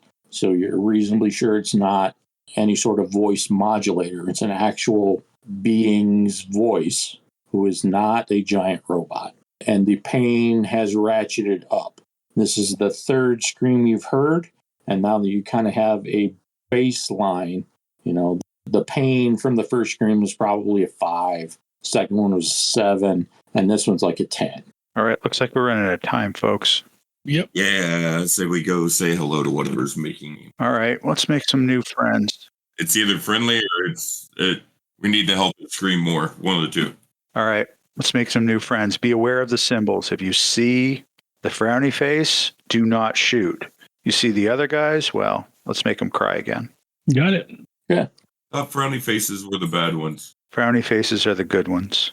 Uh, They're the autonomous robot. Like a serious frowny face. Yeah, serious Gotcha. faces as opposed to the V-face guys, which is the face you make when you're lying. Like a bug face. Yeah, it's like a bug face. Okay, so you run in or take up standard combat advancement positions, and you go maybe 80 yards, and there's a door. You're in some sort of hallway. It's kind of difficult to tell what the purpose of this hallway is, other than it leads deeper into the building that you're in. To your left, you can see an open doorway. It's a single door, but the single door is still 20 feet tall and probably 11 feet wide. And the door itself, well, it's cracked. So it's like 8 inches thick. It appears to be made out of the metal that everything else is made out of. We're kind of referring to it as some sort of aluminum amalgam until you can take some sort of metallurgy sample and spectrometer science it to figure out exactly what it is. If we see any loose metal, I will pick it up and put it in a sample bag. I just remembered I have those. Yeah. You have had several opportunities to gather some because there's what is essentially trash back out on the street. All right. I want to grab some of that trash. Okay. I can't run anything here, obviously, but I would like to grab the trash. So inside this room is a giant alien robot. He's about 20 feet tall, and I'm using he just as kind of a placeholder. He's not looking at you. There's a slanted table that you're coming up to the back side of. So you can't see what's on the table. It's slanted away from you. So it kind of looks like a torture bed, for lack of a better word. And the robot is paying attention to what's on the table. The slant is about 30 degrees.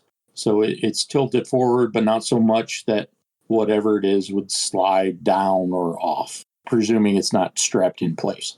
And there's some sparkling light coming from in front of the table, and that elicits a scream, which is definitely weaker than the last one that you heard. So whatever this giant robot is doing is taking its toll on whatever's on the table. All right. This is probably that moment for stealth, and I'm going to try and see if I can find out its allegiance. Okay. This doesn't feel like autonomous robot behavior, so I'm going to be kind of trending towards thinking that it's the deceptive guys. But let's see if I can find anything to confirm that. Is that situational awareness? No, this is more straight alertness. Alertness. Okay, I can do that. No, I cannot do that. It's a 6. Oh no. I can't do it without compromising myself. And I want first shot on it if it is. Well, let's go around the table. Classified went first. Hardman, what are you doing? I'm not stealthy. Wrong character. There's no way for us to see the symbol on the front of the robot's chest, correct, at this angle? We're looking at his back. You can try. I mean, maybe it wasn't exactly where Classified thought it would be, so he's looking in the wrong spot, but... And what is that to check? A survival or a streetwise? To do what? To try to look and see without being, I guess sneaking, stealthing. Yeah. Infiltration is standard stealth, but I like the idea of streetwise. I'll let you roll that if you want. Okay. Traction. So, again, wrong character. 18. 18? Okay. I just post a picture of the symbol. Screen. On the torturer? Yes. My understanding that is one of the good guys. That's what all your briefings say. I'm going to look over towards Classified. You know the most. I'm deferring to you, buddy. It looks like one of the frowny guys, one of the good guys. All right. Well, be ready to shoot. Always. I'm going to attempt to, I'm going to walk up to him and attempt to get his attention mid-torturing. Okay. It's easy enough to get his attention, even if just like waving or even walking up catches his attention. Because like I said before, you have seen no rats, no insects, no scurrying little, scavenger creatures that fulfill that role. So some tiny little thing kind of walking straight up to this guy catches his attention. And he immediately said something in some weird warbling electronic language. You have no idea what he said. I say, ba weep na wa mini bong. And he drops his hands to his side and his head cocks like he's a puppy. And he studies you for a second. And then, at this point, you can't really even take for granted that the thing he's doing with his mouth is a smile, but it feels like a smile. And he says it back to you in approximately the same kind of syntax that you gave it to him. Turn to him and say, human, pointing to myself, point out towards the planet that we just came from on the other side of the moon and say, Earth. I point to here and say, Cybertron. I point to him and say, Autobot. I try actually, instead of saying Autobot, to remember the word for Autobot. I don't know if I'll be able to remember it, though, because I've said it enough times that maybe I will, but it's tough to say whether I can actually remember that or not. Sure. That is either you can interpret what I say from his eyes, or I can roll for it, depending on which you're more comfortable with. Not necessary. Okay. He responds, and it's kind of like the sci-fi movie. He's cycling through languages, the warbling and the squeaking, and something that sounds vaguely Russian for a second, and he kind of keeps going. It takes him 5 or 6 full seconds, which when you're staring up at a giant alien robot that could squish you in a second, 5 or 6 seconds is a long time. But he finally kind of locks in on English, and he says, welcome, visitors. We have not had any aliens come here in a long time. On behalf of the Autobot conglomeration, allow me to issue you welcome. I thank you and take your welcome. As an ambassador from Earth, we've met several of your people up to this point, and half of them, literally half of them, have been wonderful to meet. I take it you're with the half that are wonderful to meet. You said it. We are with and it gives you the Cybertronian word for Autobot. And I am humbled that you've had the ability to meet some of my compatriots. It has been a long time since I've had contact with any of my people. Who were they? Perhaps I know them. So I give him that we most recently talked to, Johnny 5. Yep. I said, I'm not sure that they were using their true Cybertronian names. They seem to adopt Earth names when they come, but I describe his robotic form. Okay. Is the one we last spoke to. We've also spoken to Ratchet, and we have made enemies of a few Decepticons, which is surprisingly easy. It is indeed. And any enemy of Decepticons is a friend of mine. So I play for him the Acid Scream video, Oh, the Ion Storm. the crying robot video. Yeah. Okay. He says, yes, I know that guy. Is it Ion Storm or Acid Storm? Give me a second. I've got it written down. Yeah, well, it doesn't really matter in the moment. But he says, oh, that brings joy to my heart. That even the small, and he says something analogous to squishy, people have taken up the fight. That is a brilliant blow, my friends.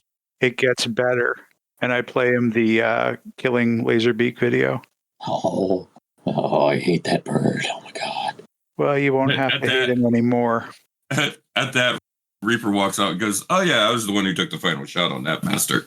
And he says, what is an appropriate gesture of congratulations on your world? I show him what a high five is. Perfect. He's all about that. Only, instead of high-fiving, he's got to reach down like 10 feet, but, Probably So- sticks out one finger and we high five the finger. So it's obvious as to which side of the war we've chosen to come in on. I talk to him about Data Point, and I talk about bonding with Data Point.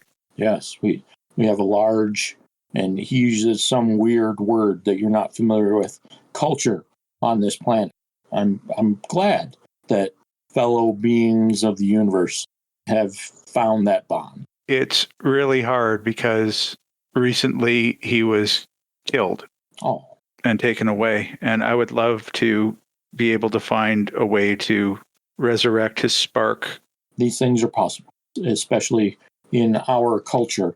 If we have time, and perhaps if we get access, and it's been a long time, you really don't understand the extent of the war. There is a central data point where all sparks, or a copy of all sparks, are stored for, I don't know the word, the medical purposes. Understood. That is the right word. Excellent. Well, I don't suppose you beings consume Energon for sustenance. We do not. We do not. Okay.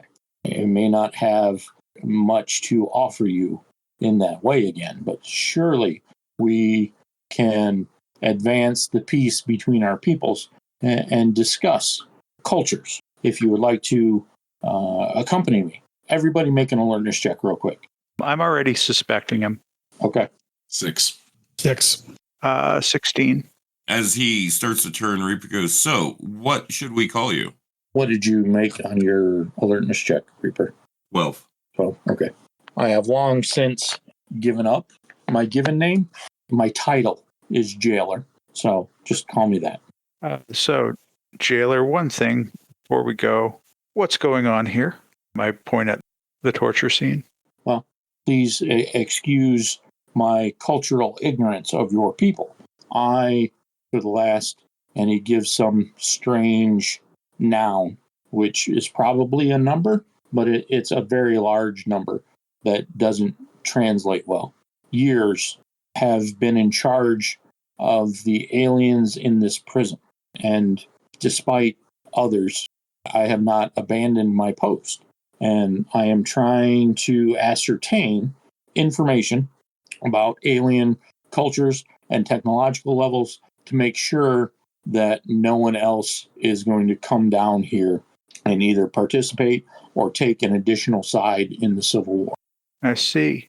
So that secret symbol for get ready to light him up that I am sure that we came up with at some point, I am going to make. Oh, sure. Do you recognize that that's really not the way of your people? Everything I've heard has suggested that that kind of intentional suffering is something that your people wouldn't really stand for. Well, I don't know if you've seen outside recently, but my people are almost non-existent. And if I'm the only one that can protect this planet from alien invaders, and he makes a point of maybe staring at the four of you half a second too long, then I take my job seriously, because everyone else seems to be lost in their purpose and only fighting for their own self-interest, when I clearly have the best intentions of the planet. So Classified just signaled us to light this dude up. He said, get ready to. Okay. I will, at such time as my initiative goes off, I will 100% be telling you that. If I get advance, I'm going to attempt to outwit him. Okay. What tact are you taking to do that? I'm going to say that when I speak again to Optimus Prime, I am going to let him know that you have betrayed the true calling of the Autobots, which is, dude, I wish I could remember that thing. I feel like I don't want to look it up, though. That feels like cheating. Truly, you are defying the goals of the Primes in preserving sentient life throughout the universe. And I'm saying it in a very hurtful way. Okay. And he counters. All of my compatriots have abandoned their posts to go participate in this feudal civil war. There's almost no one left on this planet because it has been raging without end or peace or anyone who cares about not fighting for a million. And it kind of kicks, the translation kind of kicks in, and you hear years, but he says something else. And if nothing else, if I can prevent an alien invasion, or I can prevent any harm to come to a Cybertronian that doesn't have to do with another Cybertronian, then I will take that piece of purpose to the maker with me when I go. All right. I recognize what he said. You know what? I'm just going to signal, light him up. Okay. This is going to unload. Going to dive off to the side. Let's roll for initiative, but you guys can have an upshift. Rolling with a snag. 15. 1. 11. Hardman got a 21 with, don't think it matters here, but I got a 20 on my die, my 20. Yeah, I got a 4 in my D4s, but I don't think that really matters. It does not. I got a 1. And I think what it comes down to is that I was really expecting him to act like the other ones when I taunt them, and he didn't. And now I'm not exactly sure what to do. Yeah. So I think I don't really get to act this round. All right. Hardman, you're first. All right. Well, I was told to light them up, so I am going to use my heavy machine gun and light them up. Okay. I'm going to aim, give me an upshift. All right. Weapon, so I'm specialized in it. So +1, 2, an upshift on your attack. okay. Everyone's first attack gets an upshift. I'm giving them out for free. Sorry, no, not an upshift. Edge. Oh, sorry, an edge. So roll with 2 d20s. edge. Yep. So I got on my 20, I got a 17.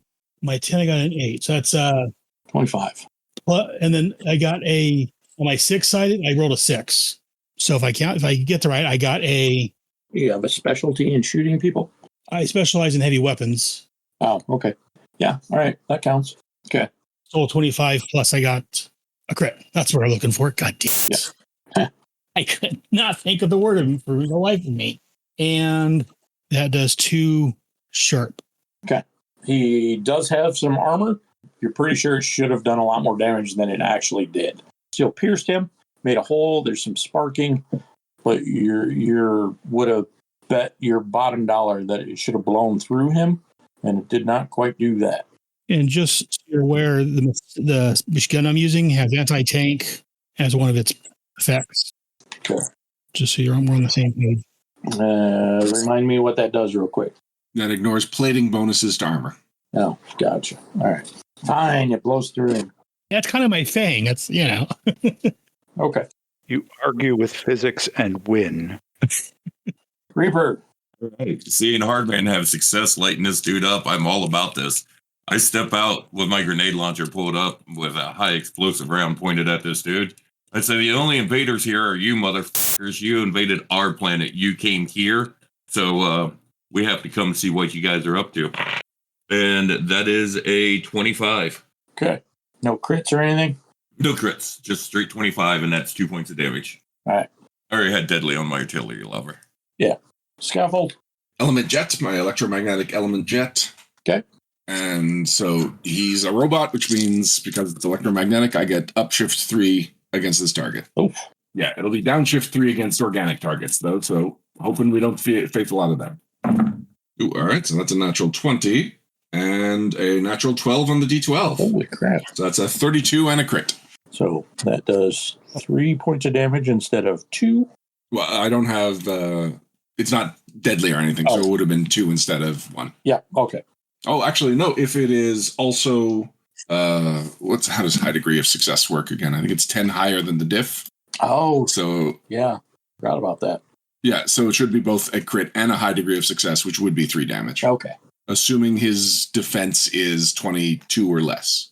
Yeah, it is. So, All right. yeah, so you punch a couple of rather broad holes in him, and then Scaffold turns around and electromagnetic jets his face and essentially melts it off. And he stands for a second and, in a surprisingly human gesture, since he doesn't have a face anymore, gives you a thumbs up and then collapses in on himself, and he's a hunk of scrap now.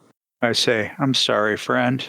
The war was too hard on you, but I can't let you betray the Autobots in the way you were doing it.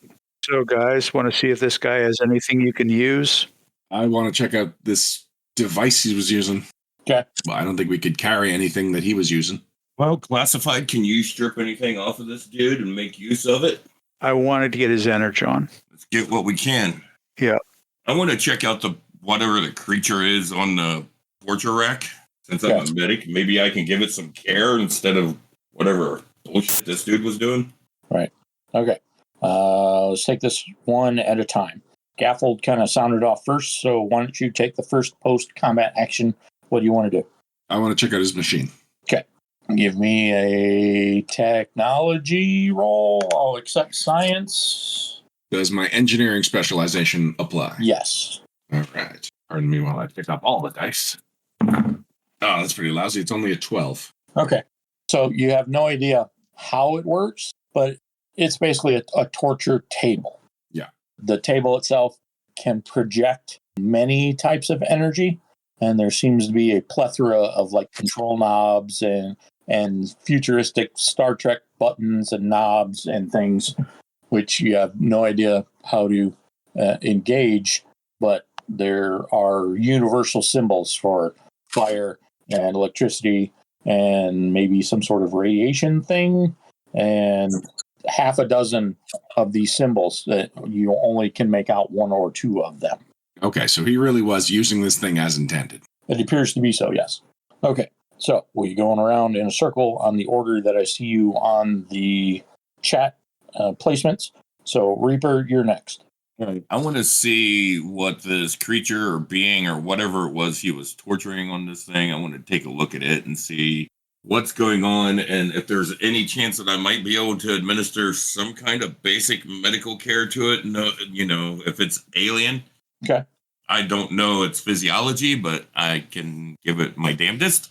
Patch up a hole. Right. Yeah, I can, stick some gauze in a wound and stop bleeding. Okay. Why don't you give me a medicine check with 2 downshifts? It has me rolling at a D4. And apparently I know nothing on this one because that's a 5. Nope. Well, the first thing that throws you off is his blood appears to be some shade of like green, which is weird. 10, 12 feet tall, humanoid shaped, but clearly not humanoid or not human. Human shaped. 2 arms, 2 legs. Arms, legs, head. Yeah. Gotcha. Even like 5 fingers, 4 fingers and like some sort of thumb. Only 4 toes for some strange reason, but whatever. Evolution. And the ugliest face you've ever seen on a U.S. kind of movie screen, because this is clearly an alien out of some special effects sci-fi movie. But yeah, the green blood throws you off. It's spurting from an area where there should not be a vein. So you have no idea what his circulatory system is like, and you don't really want to engage for fear of doing more damage. So like you said, you just kind of grab some gauze and press it into the squirting blood. Yeah. I mean, that's about all I probably would have done no matter what. Yeah. Okay. Classified? I want to drain this guy of his Energon. Okay. That is an advanced technology roll. I'm going to let's do 2 downshifts though. Righty then. That's a couple less dice I have to wrangle. So that is puts me at a 10. Anyone else have technology that wants to give me a hand here? I do have technology, but I'm busy with something else, and I'm not sure I want to drain this thing's Energon. All right. I'm being totally honest. I have a 2 in technology, a D2. Is that enough for an assist on this? Yeah, that's fine. All right. Let's do this thing. That'll be okay. Okay, 18 and a 10 on the D10 for a total of 28. Perfect. So you can drain you can fill up your storage device, which will essentially hold 2 points of Energon as defined in the Transformers game. Okay. Or it can be used as a makeshift power source. And it has several, non-specific applications. In an emergency, it can be shot for a rather powerful bomb. That's sort of what I was intending. Yeah. The Energon comes out in liquid form, and it glows kind of a pearlesque white color. And you can tell by the crackling electricity and the smell of ozone kind of surrounding it that its liquid form is fairly unstable. Well, we'll see what we can do with that. In the interim, it's nice to have. That will take my entirety of my turn end and some. Hardman, what are you doing? I'm assisting him. I'm assuming that's my action. You can take a look around or do something minor. I don't want to take up all of your free will. I mean, I'm not a technology guy. I'm not a doctor, so I'm just keeping an eye out for any other robots that may be coming in or any other dangers. Okay. Give me an alertness check. 19. 19? Okay. There's a computer panel near a door, not the door that you came in, but a different door. Okay. For example, just picking kind of a random direction. If the door you guys came in to this room was in the south wall of this basically square room, the door that leaves this room is in the east wall, kind of on the northern side of the east wall. And it has a computer display in front of it, which, given human culture, assuming you're interpreting correctly, is a basic layout of a prison unit. So it's the block. There's the word. And it has glowing lights of various colors inside the rooms in this block. Okay. Like everyone else is busy, so I'm going to pull it off. There's some sort of indicator over here that someone that technologically more advanced than I am should probably look at. Interesting. And now I'll do it for my turn. Scaffold, Oh, yeah. your turn. All right, I will go and give that a look. Okay. Give me some sort of technological roll. Oh, wait, does engineering apply? Yeah. Yes. Okay. In that case, I got a 16. Okay. Yeah. Assuming you're interpreting it correctly, it's a schematic of the block beyond the eastern door, the prison block. Cell block. Yeah. Assuming that you're interpreting correctly, of course. This could be an entirely incorrect interpretation, but the beyond this door appears to be 8 cells with a total of 6 beings in it.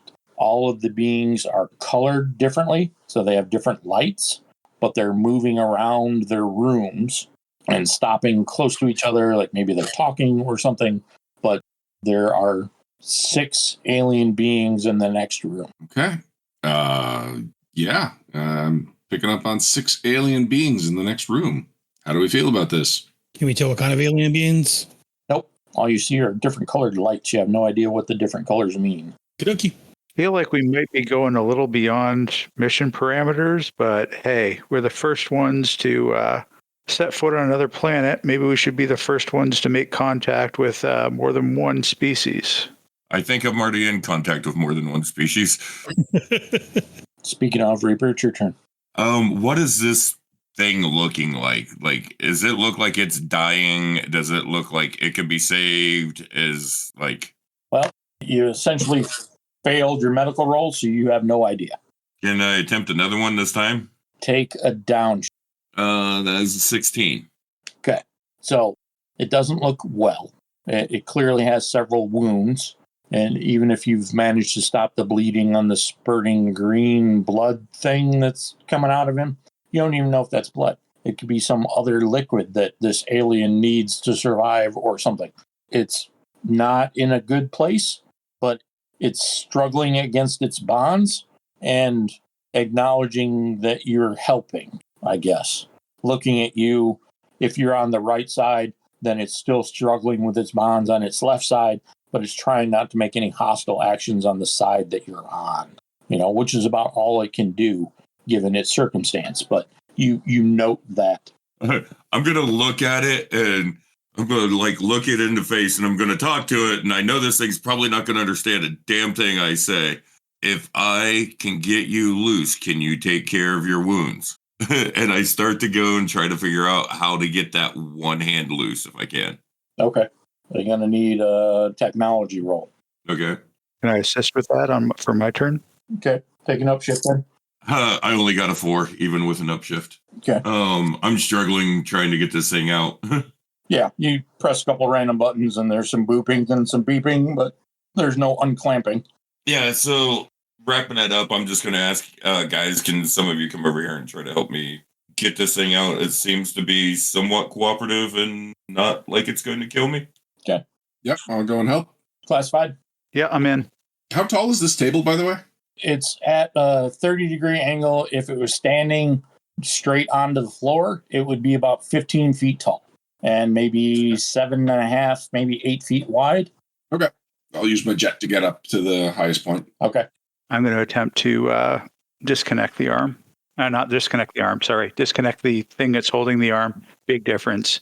Okay. Give me the advanced technology. Definitely a distinction to me. If we take its arm off, then it's not attached to the table anymore. See, that's thinking outside the box. All right, let's see. Technology roll? Advanced technology or just tech?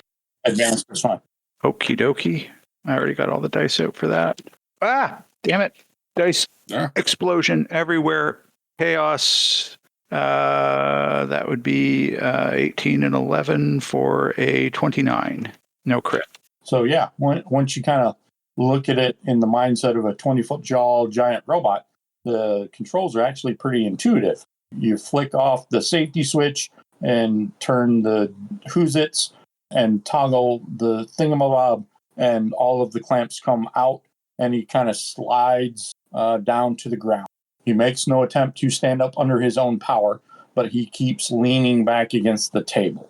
I pull out my medical kit and kind of open it up and just kind of offer medical supplies to him, see if anything will help him. Okay. Officially, Hardman, it's your turn.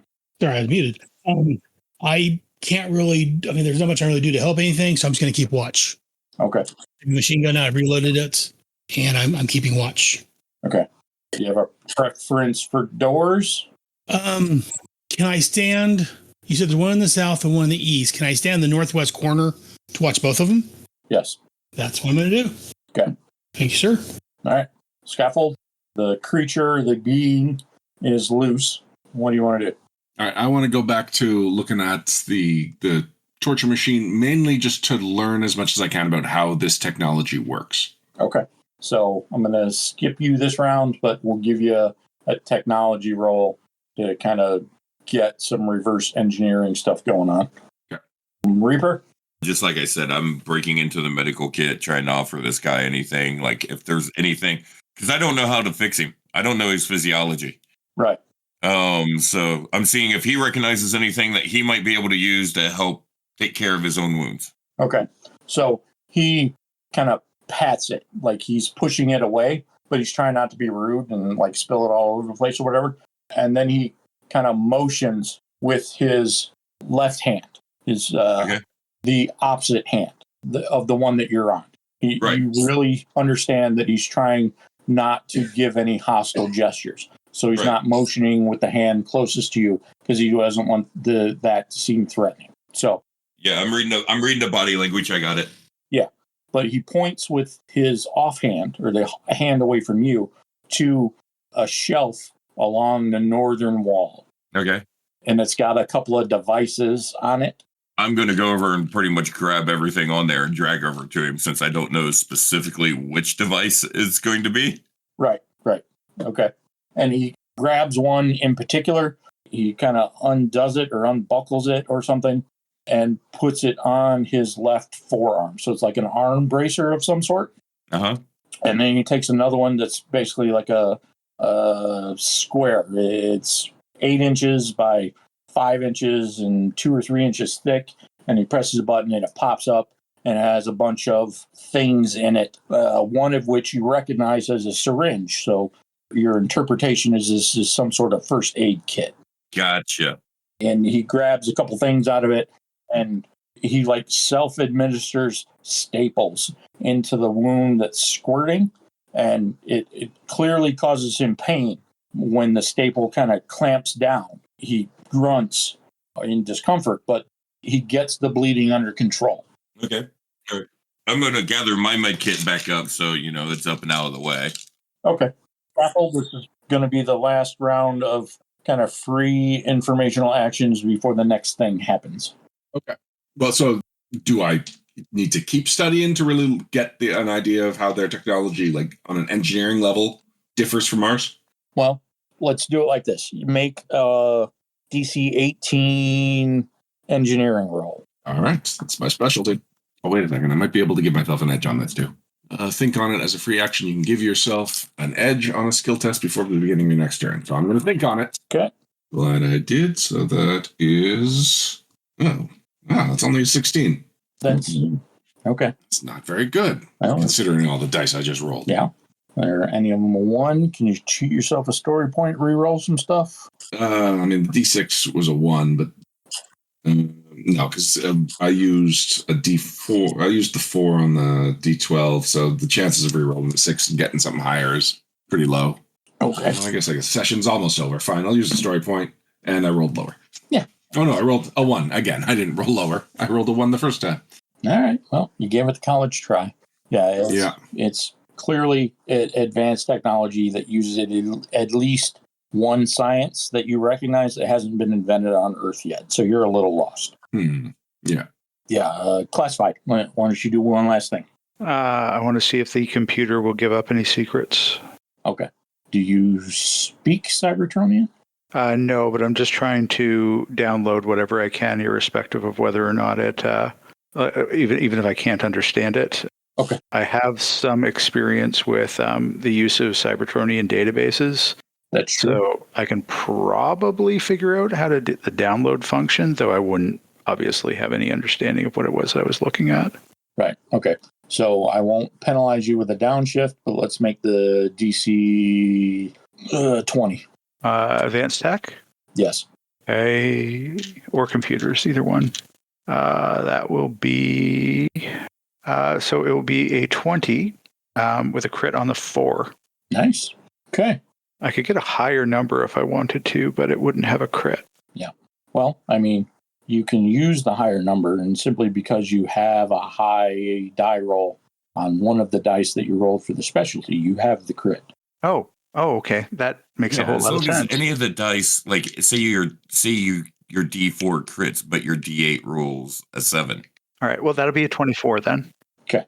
And what specifically did you want to know here? I want to download as much as I physically can. Okay. Just as much of their data. So not only do you download 3 or 4 terabytes worth of stuff, you're pretty sure you got to relevant files and not just downloaded employee data from 1,000 years ago. Well, even that might actually be handy.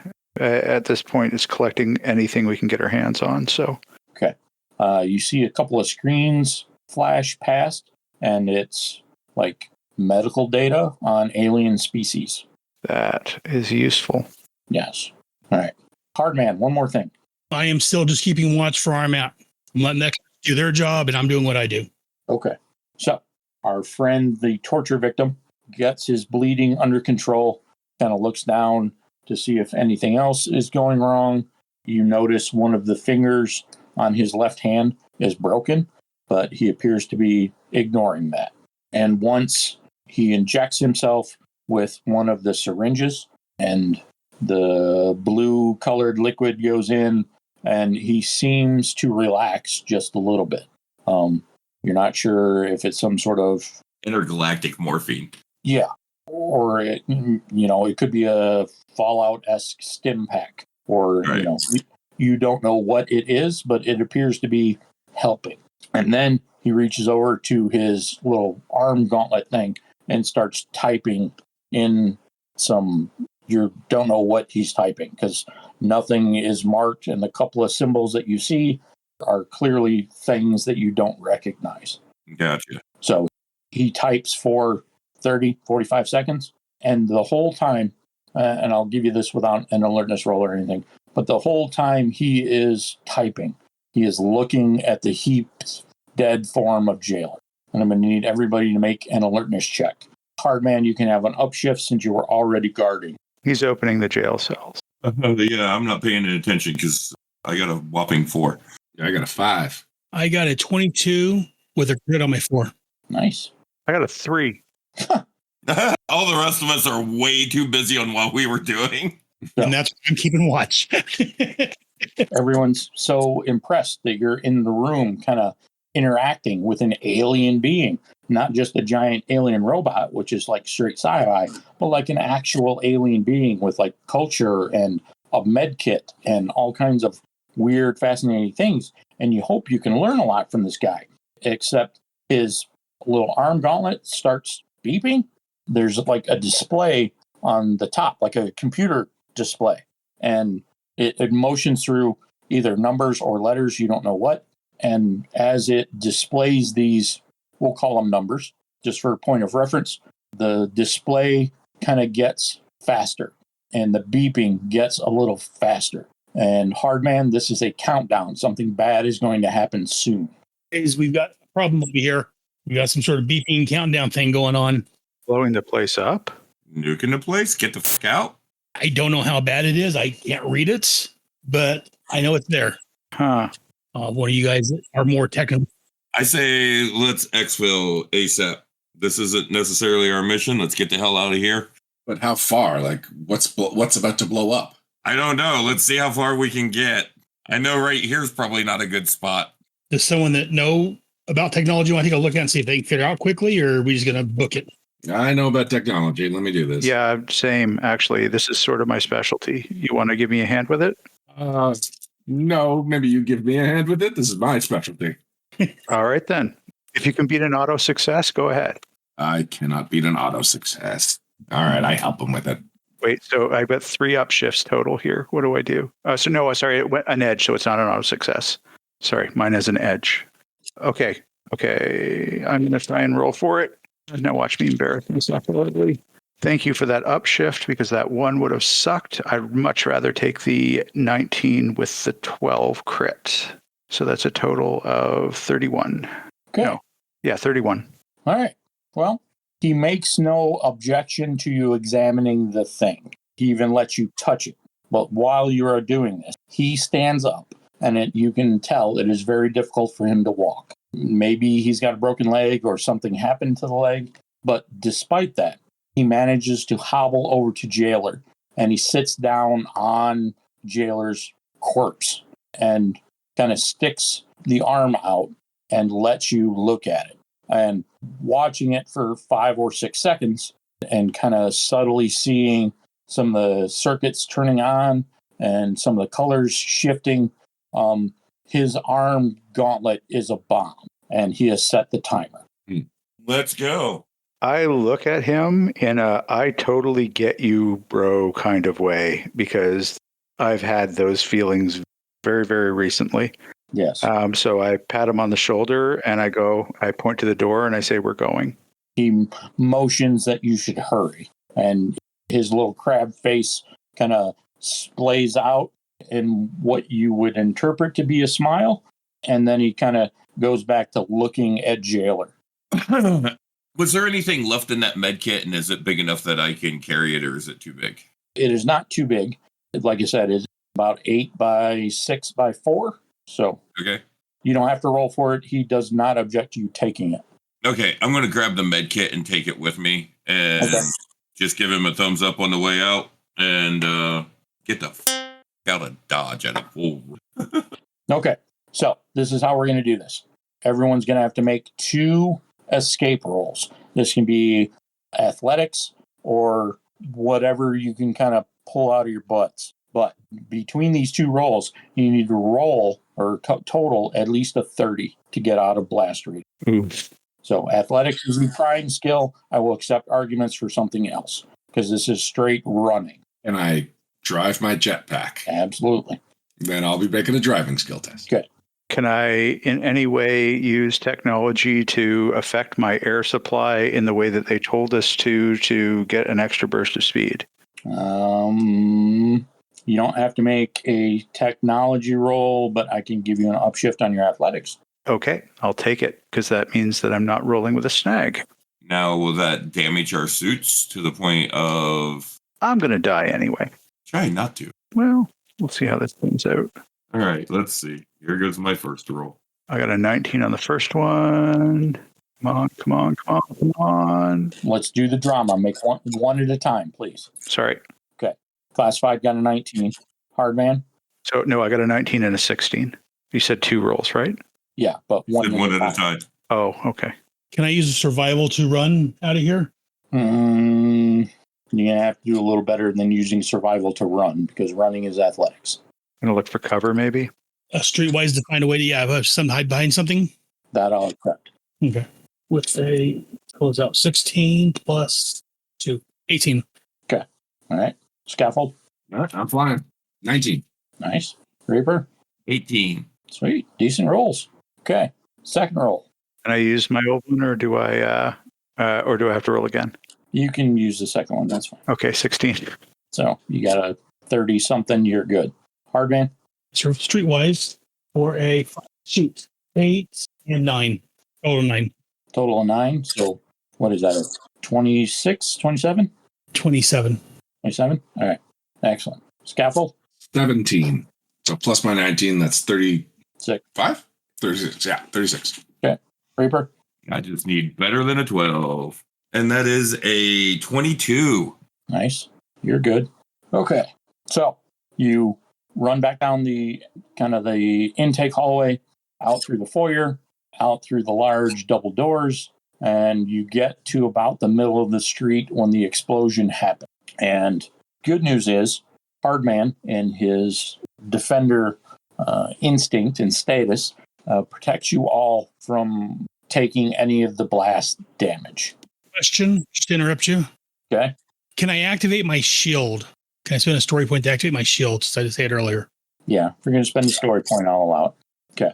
So you activate the shield kind of behind you, and the explosion, which was amplified by launching down the restricted area of the hallway, kind of bursts out of the doors, knocking one of the doors off its hinges and slamming you in the back and launching you 20 feet past the quickest runner and Scaffold, who is flying.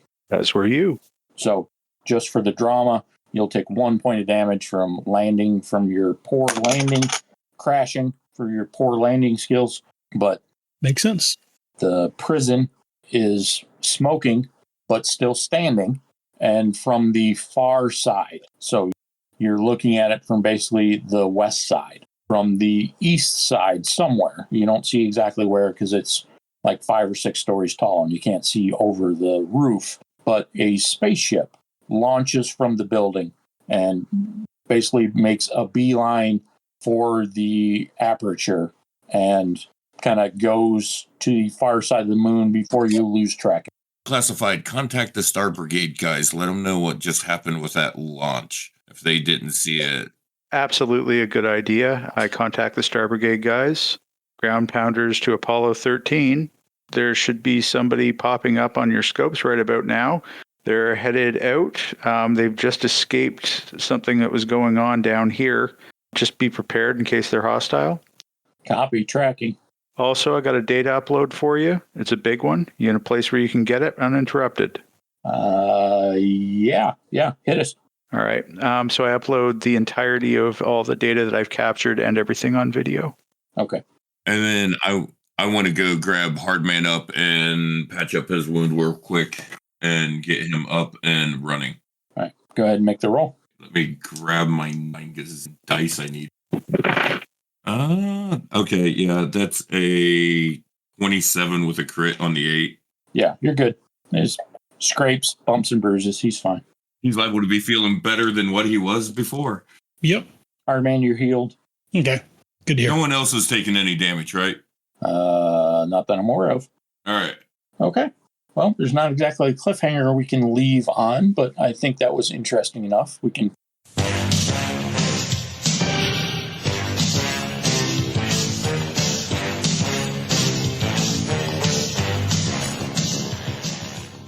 And this has been an episode of the Energon Protocols. The Energon Protocol stars Aaron Moss as Hardman and as Stealth Mode, Eric Ergen as Copper Stout, Ryan Costello as Scaffold and Shoehorn, Joshua McGuire as Reaper and Mongoose, Charles Cushman as Classified and Ghost Town, and starring Eric Smith as the Storyteller. A big thanks to Hasbro, Marvel Comics, Skybound Entertainment, and all the other comic companies for the years of great G.I. Joe resources and stories. And thanks to Renegade Studios and all their employees for their role-playing game. And a big thank you to all you listening to the Energon Protocols. This is a mostly monthly podcast where a handful of geeks get together to play the Renegade Studios role-playing game, G.I. Joe.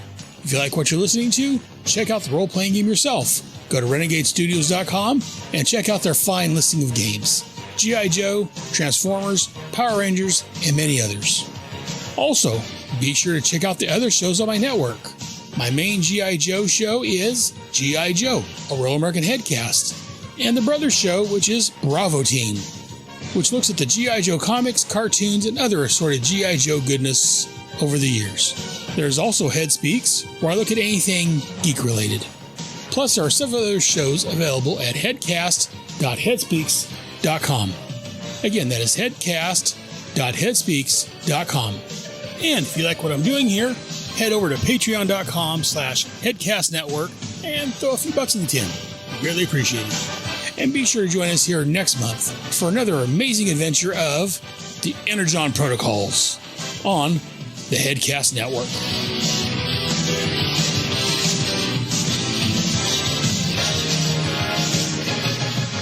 Yo, Joe. I'm enjoying this. The idea of being a 4-man team stranded alone with no support, no backup, no help on an enemy planet. Oh, God, yeah. This is tense. Hope we remembered rations. I don't remember specifically asking for any. Yeah, and what no one seems to have zeroed in on, or at least not that I'm aware of. Just I'm saying this mostly for the people at home so they understand the kind of cliffhanger. Did you guys Halo jump down here? There's no way for you to get back to the ship. Exactly. Well, Ryan. Yeah. I'll take back any messages to your loved ones. We are now citizens of Cybertron. So I'm not normally in the habit of doing this, but under the extreme circumstances and the stress that you are under, I'm giving you another level. You're going to be at a slightly accelerated pace as the Transformers are a little bit closer to 10, and I'm trying to even you guys out a little bit. So, Okay, yep, we'll get caught up with them. I'm loving this game, by the way. Oh, so am I. No question. Love it. good. I'm glad. Yeah, like I purposely didn't read that because I didn't want anything like any spoilers from, that might have popped up from episode or issue 11 of the Transformers, where that's the one where they go into what happens when Cybertron shows up. And as far as that goes, you should never be worried about that, because I'm going way out of my way to put you guys kind of there, but make sure that nothing you could do could possibly interfere with the storyline, because the storyline is going to happen. So if anything has to change, it'll be me retconning stuff, which I've already done several times in the Transformers game. And I don't want to do that. So you guys will be doing parallel things, but you're not going to solve the problem of pushing Cybertron back out of orbit, because that'll happen with Optimus Prime and his crew in the main comic book. So you guys will have other adventures here, and maybe like the fight and the Nemesis, you will be adjacent to something where I can send you a picture with a circle and say, you guys were here when this happened. Right. But you don't have to worry about not reading a comic, because nothing that you will read will affect your adventure. Okay. Yeah, but also part of it was just feel that tension of. Oh yeah, absolutely. Yeah. And so it was more on my point. I'm just like, I want to leave that. Ooh, I get a focus. For me, it's more, I only want to know what Classified would know, so I don't. And he's been out and tortured, so. So you just experience more Cybertronian culture next session.